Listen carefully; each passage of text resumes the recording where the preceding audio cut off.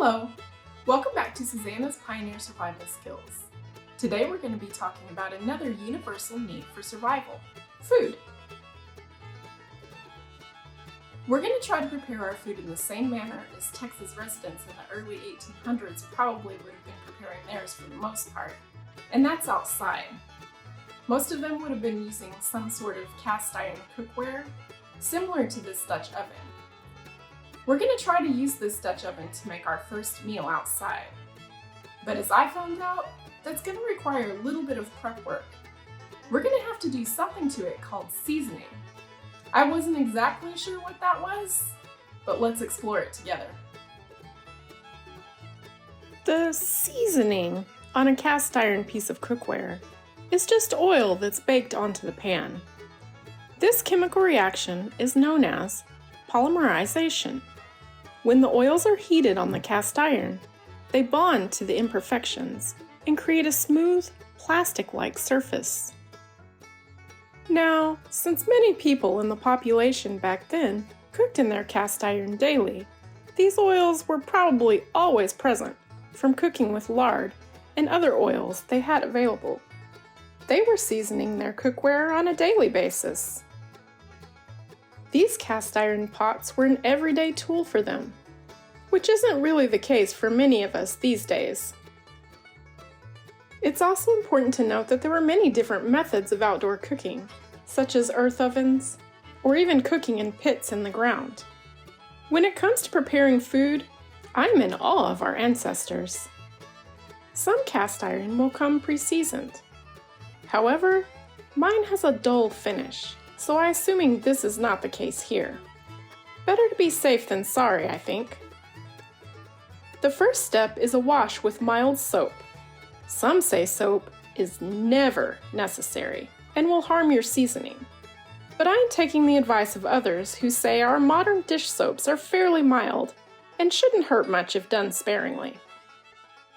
I'm going to air dry my washed cast iron very thoroughly in the oven at 350 degrees.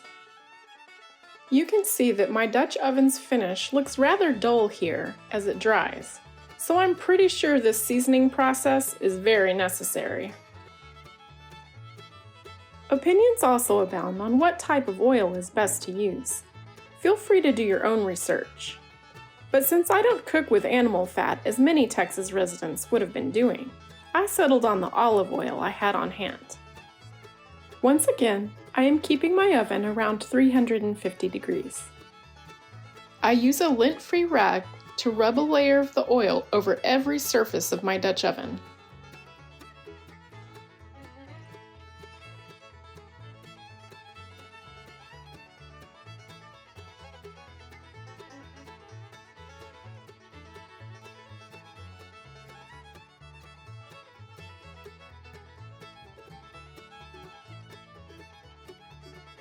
I then place both pieces in the oven.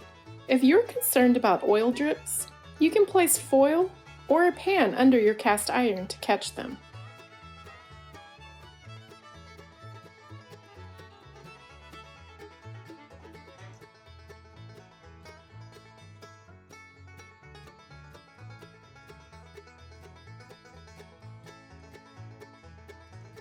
Now I can find some other chores and let this process begin for about an hour.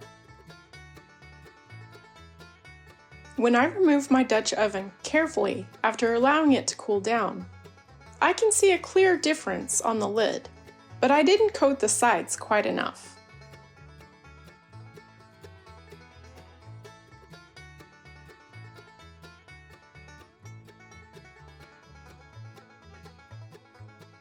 I repeat this whole process, although I'm a bit more thorough this time, and put it back in for another hour at 350 degrees.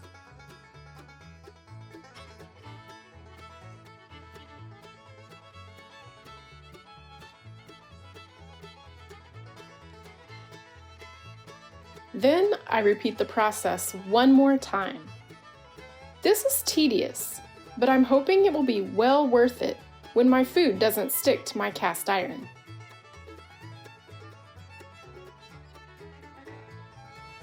In the end, my cast iron appears to have the glossy, plastic look that has been described for properly seasoned cookware.